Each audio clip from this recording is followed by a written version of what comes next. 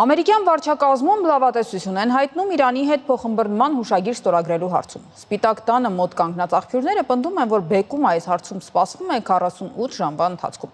Պետքարտուղար Մարկո Ռուբիոն պատրաստ է մեկնել Պակիստան կամ Շվեյցարիա իրանական կողմի հետ փաստաթուղթը ստորագրելու համար։ Թեմային հետևել է Արտյոմ Երկանյանը, Արտյոմ, որքանով են հավաստի այս տեղեկությունները։ Այս տեղեկությունը առաջինը տարածել է Axios պարբերականը, որի աղբյուրներին սովորաբար արժի հավատալ, կոնկրետ այս դեպքում վկայակոչում է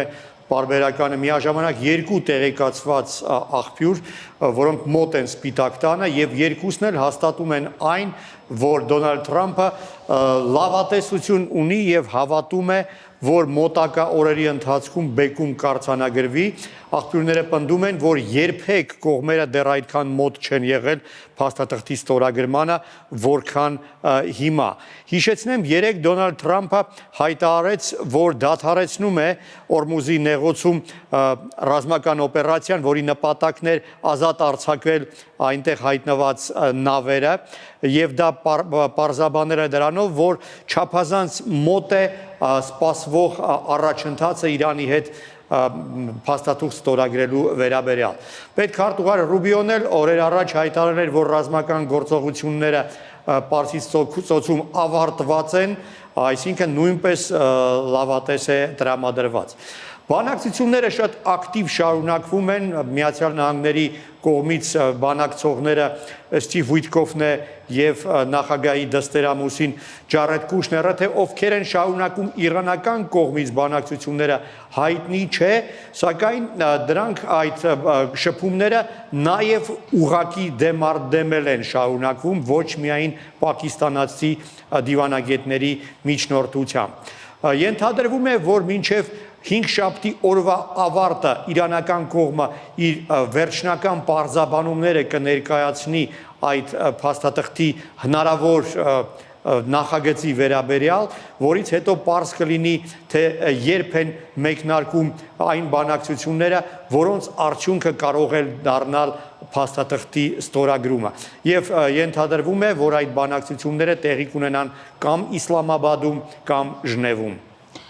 Արտյոմ, ինչ տեսք է ունենալու ստորագրվելիք փաստաթուղթը։ Դե առայժմ խոսքը այսպես շրջանակային համաձայնագրի տեստ ունեցող հուշագրի մասին է, հայտնի է, որ նախագիծը 12 կետից է բաղկացած եւ այդ կետերը շարադրվում են ընդամենը մեկ էջում են տեղավորվում։ Դե կարևորագույն կետը դա ռազմական գործողությունների դադարեցումն է եւ առևտրային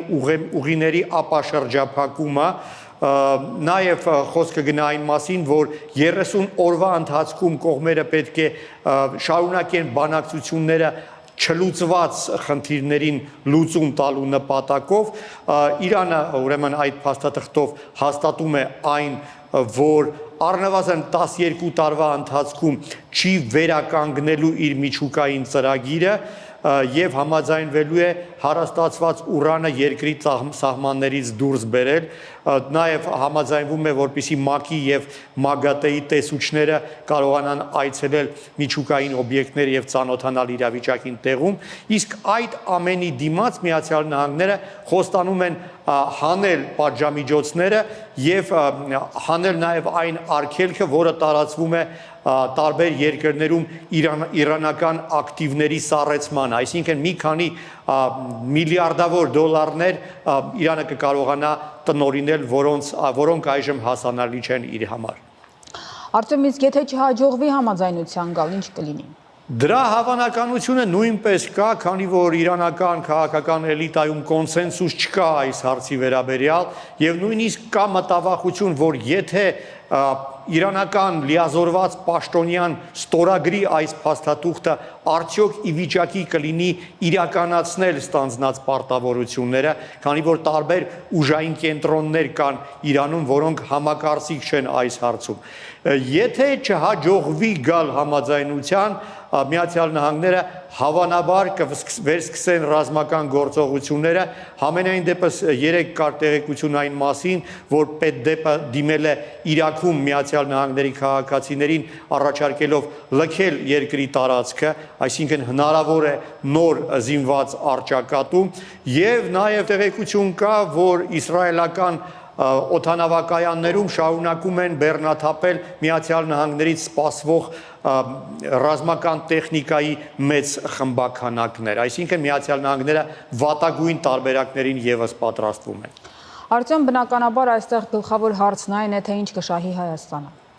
Դե էսկալացիան բոլոր իմաստներով միանշանակ բխում է Հայաստանի շահերից, նախ մենք ունենք մի շարք խոշոր համատեղ նախագծեր, որոնց իրականացումը ըստ էության սառեցվել է հայտնի պատճառներով, հնարավոր կլինի վերադառնալ դրանց քննարկմանն ու իրականացմանը, դե տարածաշրջանային անվտանգության տեսակետից ավելի իրատեսական կդառնա թրիփի իրականացումը, Իրանի վերապահումները այս հարցի վերաբերյալ մեզ ծանոթ են, էներգետիկայի վերաբերյալ դեռևս ավարտված չէ այդ երրորդ բարձրավոլտ լարի կառուցումը մոտ 90-93%-ով կառուցվել է, բայց շարունակությունը հարցականի տակ էր, դա եւս կարծում եմ բարենպաստ պայման կլինի խնդրի լուծմանը։ Գազ էլեկտրաէներգիա այդ գործարքի շրջանակներում եւս ավելի մեծ հեռանկարներ կբացվեն, քանի որ եթե իրանական բանկերը ազատվեն պատժամիջոցներից, պարզեցված եղանակով հնարավոր կլինի ֆինանսական խնդիրների լուծմանը անդրադառնալ, մեծ նախագծեր էին քննարկում, ինչպիսին է օրինակ Մեղրիի ջեկը, պատժամիջոցների վերացումը հնարավորություն կտա վերսկսել այս հարցի վերաբերյալ բանակցությունները, բեռնափոխադրումների հարցը, Բանդար Աբբաս այդ նավահանգիստը կապաշրջափակվի, իսկ այդ ուղով Հայաստանը ստանում է իր ապրանքների շոշափելի մասը, արդյունքում Հայաստանը այլևս մեծ կախվածություն չի ունենա Փոթի եւ Բաթումի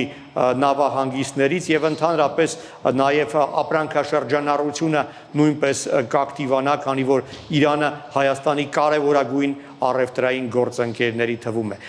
Դե էլ չեմ ասում, որ ընդհանրապես